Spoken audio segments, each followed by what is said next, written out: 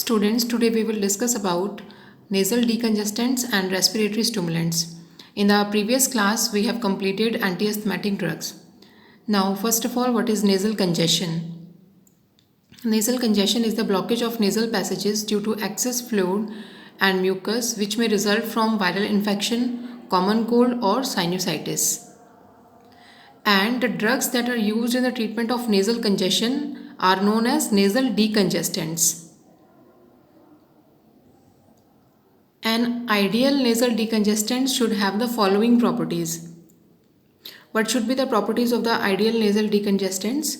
These are, first of all, it should produce immediate and prolonged duration of action. It should act immediately and it should have the prolonged duration of action. Secondly, it should not cause local irritation. And third, it should not be associated with systemic side effects. So the classification of nasal decongestants, these are of two types, oral decongestants and topical decongestants. In oral decongestants, examples are ephedrine, phenylpropanolamine, pseudoephedrine and phenylephrine.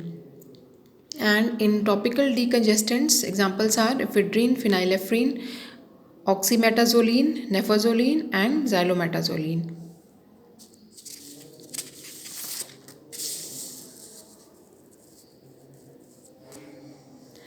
Now we will discuss oral decongestants. These are generally synthetic alpha-1 agonists which cause systemic vasoconstriction and which in turn reduces the blood supply to nasal mucosa.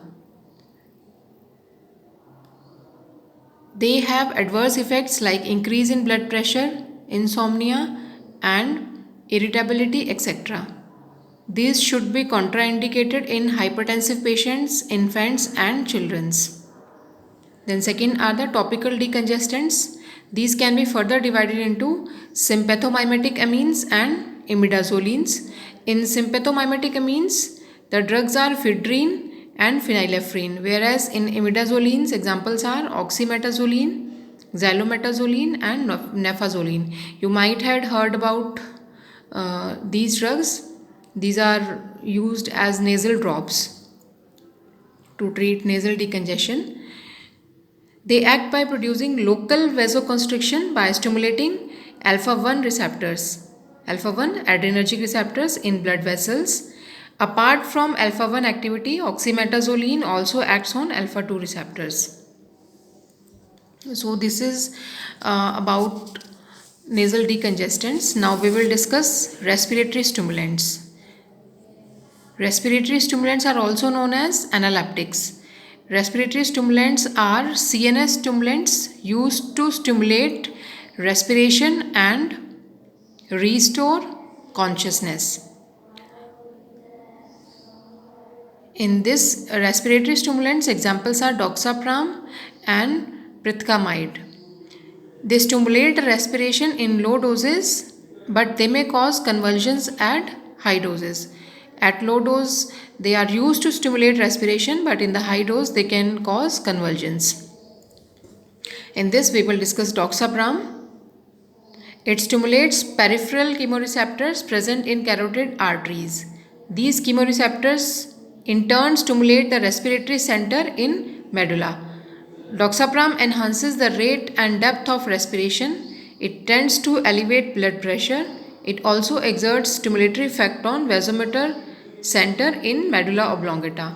Means along with stimulating the respiratory center in medulla, it also stimulates vasomotor center. So it will have effect on respiration as well as on the cardiovascular center. Pharmacological effects. It has two important pharmacological effects. First is on the CNS.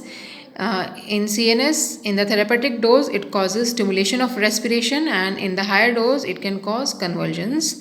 And second effect is on cardiovascular system. In cardiovascular system, it increases the stroke volume and blood pressure. Then pharmacokinetics of doxapram. It is metabolized in liver to ketodoxapram, and its half-life is 3 hours, and it is a short-acting drug.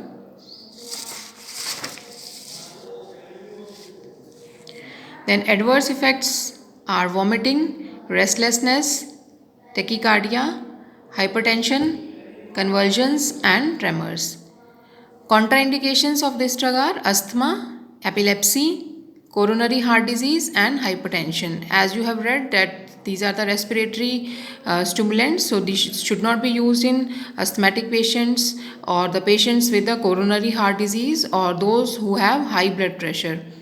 Then uses, it is used as aid in chronic obstructive pulmonary disease, COPD. We have discussed about this in the previous lecture. It is used to treat respiratory depression, also used in the premature infants with apnea who are unresponsive to theophylline. Apnea is the slowing of breathing.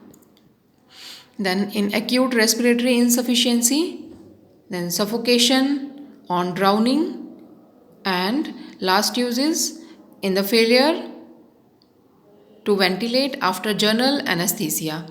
So all these are the uses of this respiratory stimulant doxapram. You have to study this drug only.